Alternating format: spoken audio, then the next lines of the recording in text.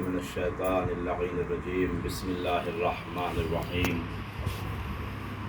الحمدللہ رب العالمین الذی جعلنا من المتمسکین بولایت علی ابن ابی طالب اللہم صل علی محمد وآل والصلاة والسلام علی رسول الثقلین محبوب رب المشرقین والمغربین جد الحسن والحسین سیدنا و مولانا بالقاسم محمد صلوات اللہم صل علی محمد وآل محمد وعلى اہل بیتہ الطیبین الطاہرین المعصومین المظلومین المنتخبین المنتجبین الذین اذهب اللہ عنہم الرجس وطہرہم تطہیرا اللہم صل علی محمد وآل محمد ولعنۃ اللہ علی اعدائہم وقتلتہم وغاصبی حقوقہم ومنکری فضائلہم ومصائبہم اجمعین من الان الى قیام یوم الدین اما بعد فقد قال اللہ سبحانہ وتعالی وقولہ الحق بسم اللہ الرحمن الرحیم انا علینا علی الہدی و انا لنا للآخرۃ والأولی صلوات پڑھے محمد اللہم صل علی محمد وآل محمد وعجل فرج. قرآن کریم کا سورہ لیل سورہ نمبر 92 92 نمبر کا سورہ اور اس کی آیت نمبر 12 اور 13.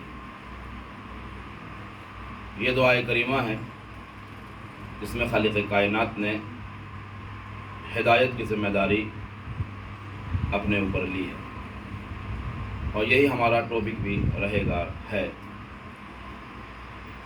بے شک ہدایت کی ذمہ داری ہمارے اوپر ہے اور دنیا اور آخرت کا اختیار بھی ہمارے ہی ہاتھوں میں ہے. سورہ لیل اور اس کے بعد سورہ انبیاء 21واں سورہ قرآن کریم کا اور سورہ مبارکہ کی آیت نمبر 73. وہاں خالق کائنات نے اپنے ہادی اور اپنے رہبر اپنے بنائے ہوئے رہنما ان سب کی کوالٹی خصوصیتیں فضیلتیں بیان کی. وَجَعَلْنَاهُمْ أَئِمَّةً يَهْدُونَ بِأَمْرِنَا وَأَوْحَيْنَا إِلَيْهِمْ فِعْلَ الْخَيْرَاتِ وَإِقَامَ الصَّلَاةِ وَإِيتَاءَ الزَّكَاةِ وَكَانُوا لَنَا عَابِدِينَ.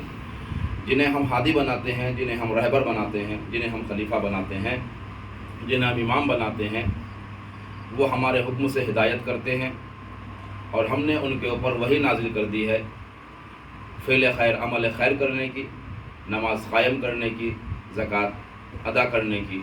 اور ان کی خصوصیت یہ ہے، خاصیت یہ ہے کہ وہ کانوا لنا عابدین، انہوں نے ہمیشہ اللہ کی عبادت کی ہے، اللہ کے علاوہ کسی کے سامنے سر نہیں جھکایا ہے.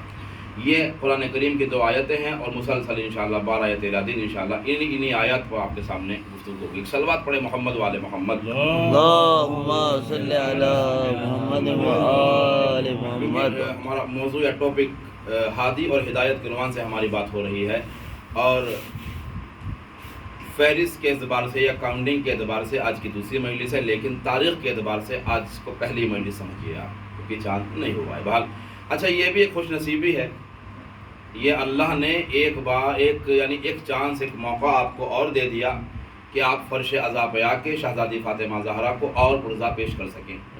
یہ مجلسیں اب یقین کریں کہ اس سے بڑی رحمت کوئی ہے نہیں. فرش عزا اس سے بڑی عظمت کسی شے کی ہے نہیں. آیت اللہ سید محمد حسین طباطبائی صاحب تفسیر المیزان، شیعہ ہسٹری کی سب سے معتبر تفسیر نے لکھی ہے. وہ فرماتے ہیں کہ فرش عزا وہ مقام ہے کہ جہاں فرشتے آپ کے مجلس ختم کرنے کے بعد فرشتے اس فرش عزا پہ آتے ہیں اور آنے کے بعد اپنے پروں کو اس فرش عزا سے مس کرتے ہیں اور مس کرنے کے بعد جنت میں واپس جاتے ہیں. اچھا، آنا، فرش عزا پہ پروں کا مس کرنا، پھر جنت میں واپس جانا، یہ ذرا اس بات پہ غور کریں. اور جب وہ جنت میں واپس جاتے ہیں تو جنت کے جو اور ملائکہ ہیں اور فرشتے ہیں وہ ان سے پوچھتے ہیں کہ کہاں سے آ رہے ہو، کیوں، کہاں سے آ رہے ہو؟ کہ تمہارے اندر سے ایک عجیب سی خوشبو محسوس ہو رہی ہے. تصور کریں آپ، دیکھیے ہر جنت کی جو نعمات ہیں، جنت کے جو کھانے ہیں، جنت کی جو نعمتیں ہیں وہ سب سے عظیم ہیں، ہے نا، مگر جنت کی خوشبو بھی پھیکی ہے اس فرش عزا کی خوشبو کے سامنے. وہ آگے کہتے ہیں اللہم صل علی محمد وآل کہاں محمد. سے آ رہے ہو کہ ہم بڑی اچھی بڑی عظیم خوشبو بڑی اچھی خوشبو تمہارے اندر محسوس کرتے. فرشتے فخر سے کہتے ہیں کہ ہم اس مقام سے آ رہے ہیں جہاں فاطمہ زہرا کے لال کی مجلس برپا ہو رہی ہے. ہائے.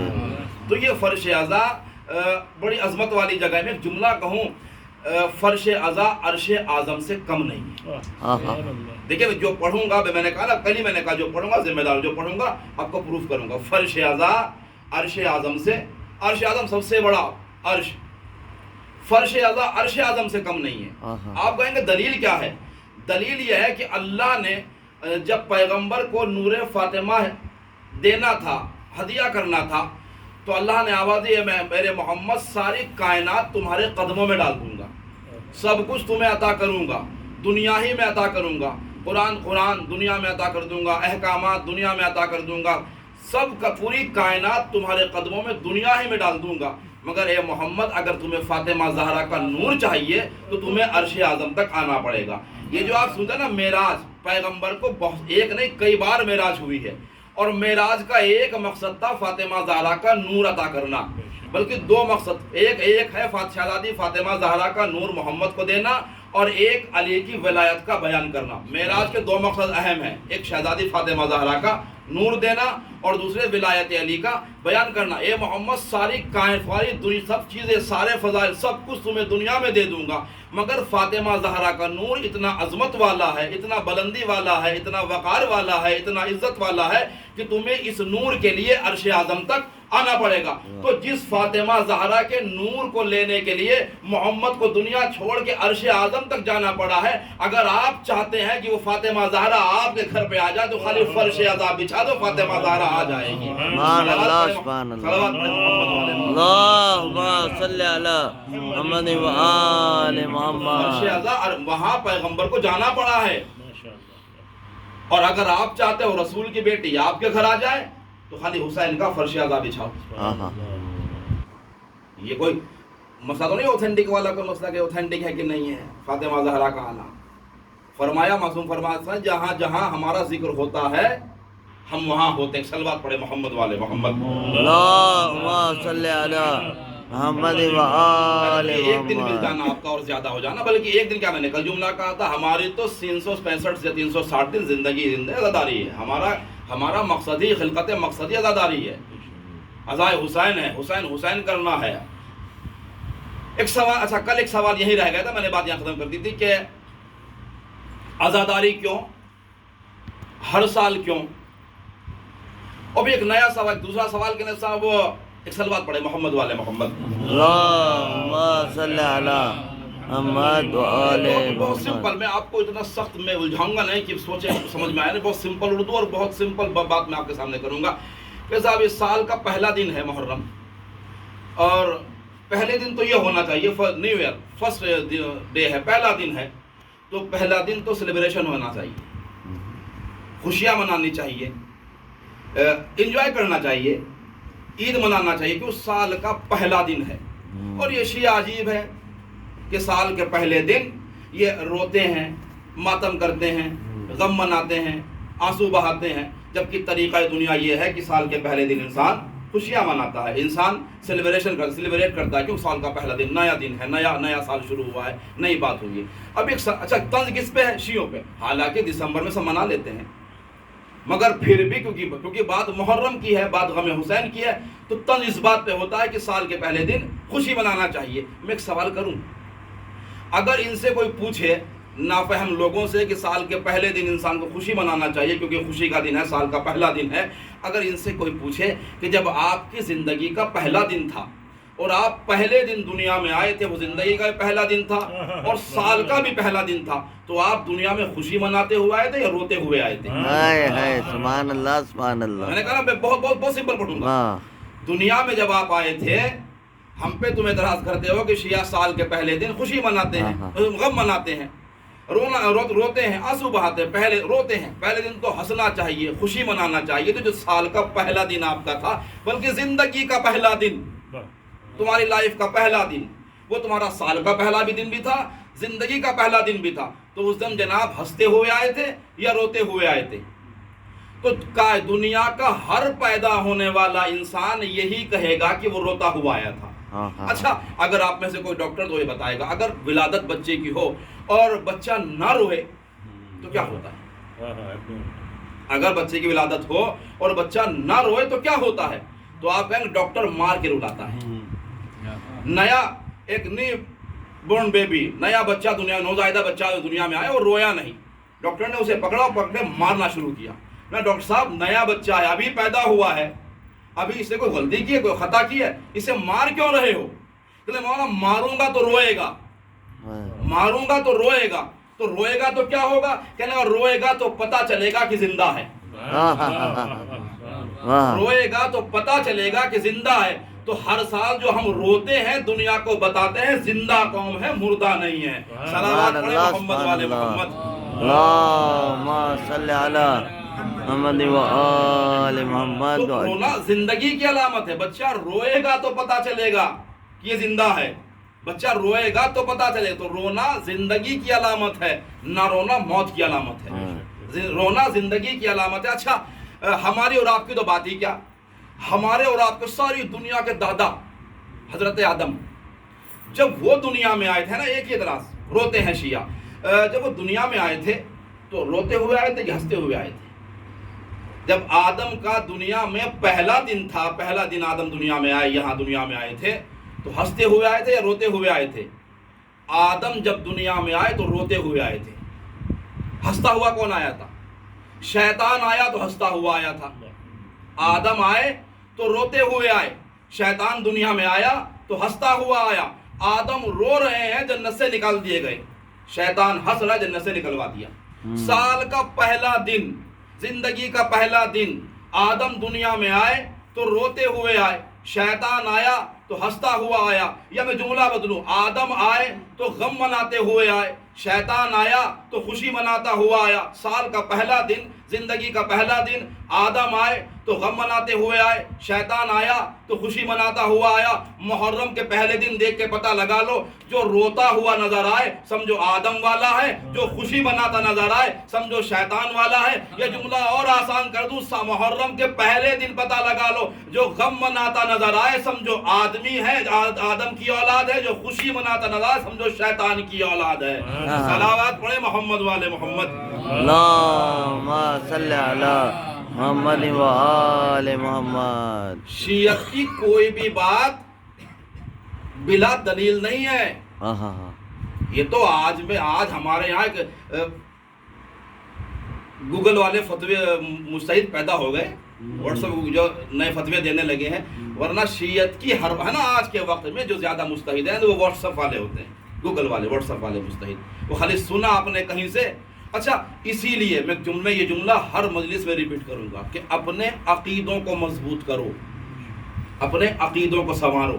یہ یاد رکھنا، اگر عقیدہ خراب ہو گیا تو عمل کرتے کرتے مر بھی جاؤ گے، کوئی فائدہ نہیں ہوگا۔ صلوات پڑھے محمد والے محمد۔ اللہم صلی علی محمد و آل محمد۔ رونا زندگی کی علامت ہے، رونا زندگی کی علامت ہے، یا رونا آدم کی اولاد ہونے کی علامت ہے کہ انسان واقع۔ اچھا، آپ کہیں گے اولاد آدم ہونے کی علامت ہے، کیا مطلب؟ تو کیا شیطان کی اولاد بھی ہوتی ہے؟ قرآن پڑھیے گا جا کے، جب انسان پیدا ہوتا ہے تو اسی دن اس کے ساتھ کئی شیطان بھی پیدا ہوتے ہیں۔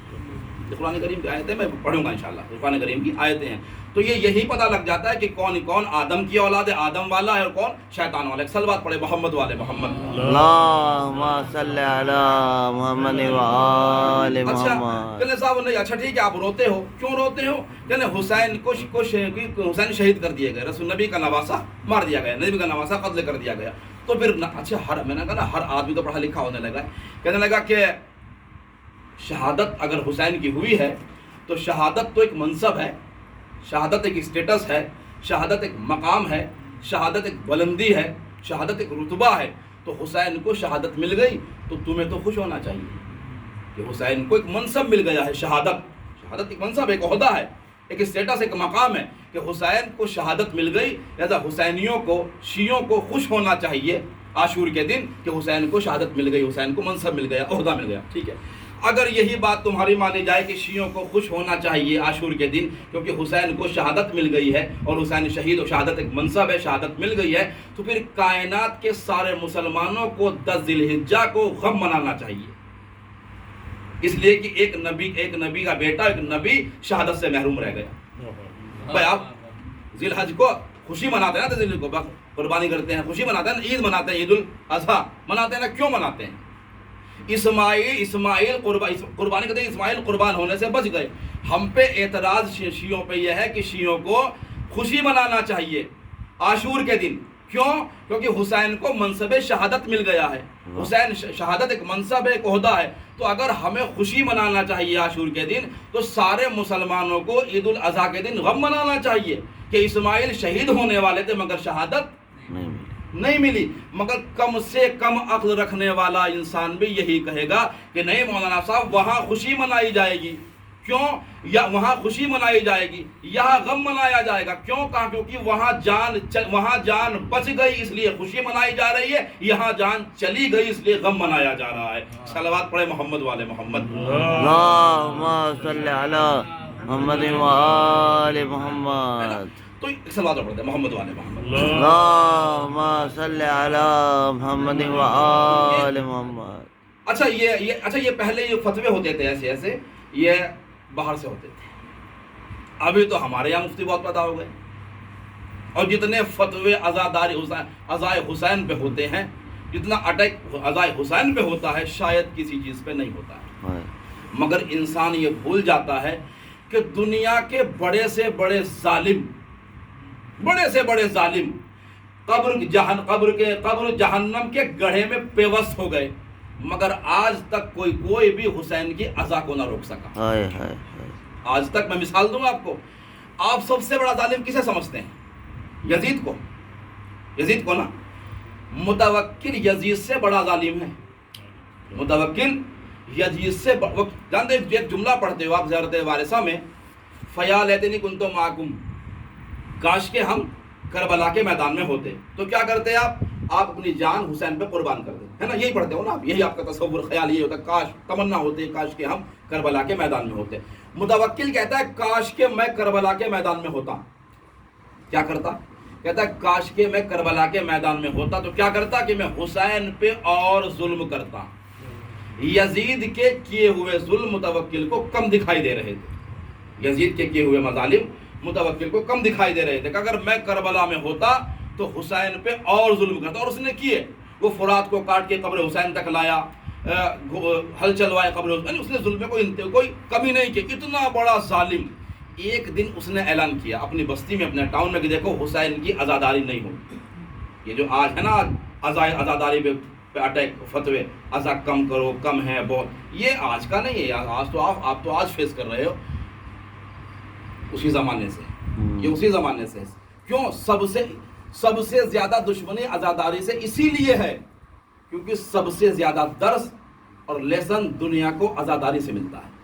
کہنے لگے کہ کوئی میری بستی میں حسین کی عزا غم نہیں منائے گا، اس نے اعلان کیا اور لوگوں نے غم منانا بند کر دیا، جان جائے اچھا عزاداری جان قربان لوگوں نے کیے۔ ایک دن متوکل شکار کے لیے، بادشاہ شکار کا شوق ہے، شکار کے لیے گیا ہوا تھا، رات کو واپس پلٹ رہا تھا، محرم کا زمانہ آ گیا، واپس پلٹ رہا تھا شکار کر کے کہ اس نے کسی کے رونے کی آواز سنی تو اس نے اپنے سپاہیوں سے کہا کہ جا کے دیکھو کون رو رہا ہے، اب جو اس کے چاہنے والوں جا کے دیکھا ایک درخت ہے، درخت کے پیچھے نیچے بیٹھ کے کچھ خواتین لیڈیز رو رہی ہیں، سپاہیوں اور اس کے چاہنے والوں نے آ کے اس سے کہا کہ کچھ خواتین وہ رو رہی ہیں، کہا لے کے آؤ میرے پاس، وہ لے کے کہا کیوں رو رہی ہو؟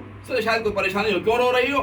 کہ نہیں حسین پہ رو رہے ہیں، حسین کا عزا کر رہے ہیں۔ کہ اگر یہاں کیوں کہ تو نے بستی میں دن کے اجالے میں بستی میں تو نے حسین کی عزاداری کرنے پہ پابندی لگا دی ہے، ہمارے مردوں کو تو نے قتل کر دیا کہ وہ عزاداری نہ کریں، تو نے روک دیا ہے، پابندی لگا دی ہے، تو ہم رات کے اندھیرے میں آتے ہیں، جنگل گھنا جنگل جہاں مرد بھی جاتا ہوا ڈرے، وہاں خواتین بیٹھ کے حسین کی عزاداری کر رہی تھی، رو رہی تھی۔ جیسی خواتین کو لیڈیز کے جملے متوکل اس میں گھوڑے پہ بیٹھا ہوا تھا، نیچے اتر گیا اور نیچے اترنے کے بعد بات کہتا ہے کہ کائنات میں کوئی بھی چاہے کہ حسین کی عزاداری بند ہو جائے، تم خواتین کا رات کے اندھیرے میں یہاں جنگل میں بیٹھ کے حسین پہ ماتم کرنا اس بات کی دلیل ہے کہ دنیا ختم ہو سکتی ہے، حسین کی عزا ختم نہیں ہو سکتی۔ صلوات پڑھے محمد والے محمد۔ اللہم صلی علی محمد وآل محمد وعجل فرج۔ اتنا بڑا ظالم۔ اچھا دیکھو، اچھا اور مثالیں آپ کے سامنے ہیں۔ صدام 30 برس عزاداری نہیں ہوئی کربلا میں۔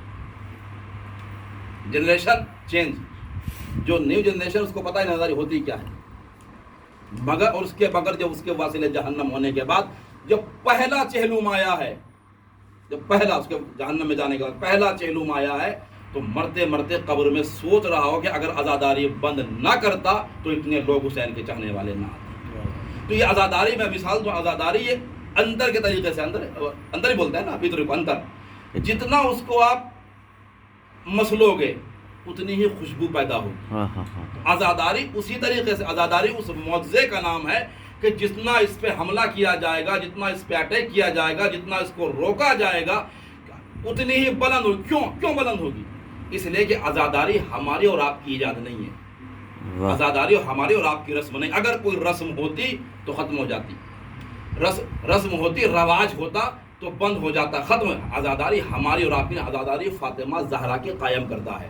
عزاداری اس شہزادی زینب کی، محفل بی زینب میں بیٹھے ہیں، اللہ سلامت رکھے آپ کو بی بی کے صدقے میں، عزاداری اس زینب کی قائم کردہ ہے کہ آپ تو اپنے گھر میں کر رہے ہیں، شہزادی نے اس فرش عزا کی بنیاد یزید کے گھر میں ڈالی۔ کائنات ختم ہو سکتی ہے، کبھی عزا ختم نہیں ہو سکتی۔ صلوات پڑھے محمد والے محمد۔ اللہم صلی علی محمد وآل محمد۔ کہ رہا ہونے کا، بی بی نے کہا مجھے فرش عزا بچھانا ہے۔ یہی شاید یہی وجہ تھی بی بی کی کہ میں حسین کی عزاداری دربار یزید ہی میں قائم کر دوں، بنیاد اس کا فاؤنڈیشن وہیں ڈال دوں، تاکہ یزید جیسا نہ روک سکے تو دنیا کا اور ظالم کیسے تو روک سکتا ہے۔ صلوات محمد والے۔ اللہم صلی علی محمد وآل محمد۔ لہذا اس کی حفاظت کیجئے، بڑی اہم ہے یہ عزاداری، بڑی قربانیاں اس کے لیے دی گئی ہیں۔ آپ اور ہم تو آسانی سے بیٹھے ہیں، ایئر کنڈیشن کمرے ہیں، حسین کی عزاداری کے لیے لوگوں نے اپنے بچوں کو قربان کیا۔ یہ بڑی اہم ہے، اس کی حفاظت کریں اور نئی جنریشن تک، بچوں تک اس عزائے حسین پہنچائیں۔ 8ویں امام نے افسوس کیا ہے ایک بات پر، فرمایا محرم کو اچھے طریقے سے مناؤ مولا، کیوں کہ کہیں ایسا نہ ہو کہ لوگ غدیر کے طریقے سے محرم کو بھول جائیں۔ تو بڑا یہ 10 بلکہ 10 دن نہیں، 2 مہینے 8 بلکہ پورا سال، حسین کا غم تو پورا سال ہے، اور آپ کرتے ہو، آپ کے کوئی نہ کوئی دن ہے مجلس کا یا محفل، ہر تمام محفلوں میں۔ تو یہ غم ایسا غم ہے، اور یہ بھی یاد رکھیے کہ اس غم کے بغیر راستہ بھی کوئی نہیں ہے، اس غم کے بغیر نجات کا راستہ بھی کوئی نہیں۔ اتنی بڑی قربانی کربلا کے میدان میں حسین نے اسی لیے پیش کی تاکہ سچا اسلام اور ٹرو اسلام ہم تک آ سکے، سچا اسلام، ورنہ اسلام تمہارے دنیا میں، کل میں نے عرض کیا تھا، بہت ہیں۔ ذان گرامی، پہلی تاریخ آج ہے، پہلی تاریخ کی مجلس، حسین مدینے سے نکل رہے ہیں، حسین مدینہ چھوڑ رہے ہیں۔ جب ولید نے بلایا ہے مولا حسین کو اپنے دربار میں اور بیعت کا سوال کیا ہے، روایت آپ کی سنی ہوئے، میں ختم کروں گا 2 منٹ میں انشاءاللہ، اور حسین نے بیعت سے انکار کیا، بلکہ انکار کیا مسئلہ ہے، حسین کہنے لگے نہیں یہاں بیعت نہیں، سوال بیعت ہے تو پبلک میں ہو، مجمع عام میں ہو۔ تو مروان وہاں بیٹھا ہوا تھا، اس نے کہا کہ حسین کو قتل کرو، یہ جملے آپ کو سنے، حسین کو قتل کرو۔ جیسے ہی حسین کی آواز دربار ولید میں بلند ہوئی، روایتیں ہیں کہ عباس، قاسم، عباس، علی اکبر دربار کے باہر کھڑے ہوئے تھے، اور حسین نے یہ کہہ کے عباس کو روکا تھا کہ اگر میری آواز بلند ہو جائے تو تم دربار میں آ جانا۔ جیسے حسین کی آواز بلند ہوئی، عباس دربار میں داخل، بلکہ بعض علماء یہ پڑھتے ہیں کہ دروازہ بند تھا، عباس نے اپنے شانوں کے زور سے دروازے کو توڑا، دربار میں داخل ہوئے اور تلوار نکالی، کا آقا کیا حکم ہے؟ حسین نے آواز دی، عباس یہ تمہارے جنگ کا مقام نہیں ہے، حسین عباس یہ تمہارے جنگ کا مقام نہیں ہے۔ کہا مولا مگر آپ نے آواز بلند کی، میں کہوں گا مولا عباس آج حسین مدینے میں ہے، آپ ساتھ میں ہیں، اکبر بنی ہاشم ساتھ ہیں، حسین نے ایک آواز بلند کی. عباس آپ برداشت نہ کر سکے, تلوار نیام سے نکال لی, دربار میں داخل ہو گئے. ظالموں کو قتل کرنا چاہ رہے ہو, اے مولا عباس ذرا عصر عاشور تو دیکھو, حسین تنہا کھڑا ہوا ہے, مقتل میں تنہا ہے, فاطمہ زہرا کا لال, تیروں پہ تیر لگے ہوئے ہیں, تلواریں لگی ہوئی ہیں. آواز دے رہے حل من ناصر ینصرنا حل من مغیث یغیثنا, کوئی نہیں ہے جو حسین کی مدد کرے. بعض مقاتل لکھتے ہیں, بعض علماء پڑھتے ہیں, جیسے حسین نے آواز استغاثہ بلند کی, فرات کے کنارے ایک لاشا تھا جو تڑپنے لگا, فرات کے کنارے ایک لاشا تھا جو تڑپنے لگا. شاید لاشا آواز دے رہا, مولا موت نے مجبور کیا ہوا ہے, اے مولا موت کی مجبوری نہ ہوتی تو عباس اب بھی حاضر تھا. جزاؤکم ربکم خیر جزا. جان گرامی, ایک بار قافلہ تیار ہوا, اور تیار قافلہ ہونے کے بعد ابھی چلنے لگا, کچھ قدم کے فاصلے پر قافلہ, کچھ قدم قافلہ چلا تھا کہ عباس گھوڑا دوڑاتے ہوئے حسین کے قریب آئے. آقا قافلے کو روک دو, آقا قافلے کو روک دو. کہا عباس ابھی قافلہ روکنے کا وقت نہیں ہے. عباس قافلہ شروع ہوا, روکتے کیوں ہو؟ کہ مولا میں دیکھ رہا ہوں قافلے کے پیچھے پیچھے صغرا چلی آ رہی ہے, قافلے کے پیچھے پیچھے صغرا چلی آ رہی ہے. ایک بار حسین اکبر کے قریب آئے, اے میرے بیٹا اکبر جاؤ, جا کے صغرا کو تم سنبھالو. اکبر گھوڑے سے اترے, بہن کے قریب آئے, آواز دی, اے بہن تم تو مجھے رخصت کر چکی ہو, تم تو مجھے رخصت کر چکی ہو, اب پیچھے پیچھے کیوں آ رہی ہو؟ آواز دی, بھیا اکبر تم جاتے ہو تو دل پھٹتا ہے, تم جاتے ہو تو دل پھٹتا ہے, پر اتنا وعدہ کرو جب شادی رچاؤ گے تو بہن کو لینے ضرور آؤ گے. زان گرامی, جب اکبر گھوڑے سے گرے ہیں, حسین نے پوچھا اکبر کوئی وصیت ہے؟ کہا بابا ایک وصیت ہے, وقت آخر بہن سے وعدہ کیا تھا تجھے لینے کے لیے آؤں گا, مگر بہن کو لا نہ سکا. اے بابا آخری بار صغرا کو دکھا دو. حسین نے صغرا کو دکھایا, اکبر کی روح قفس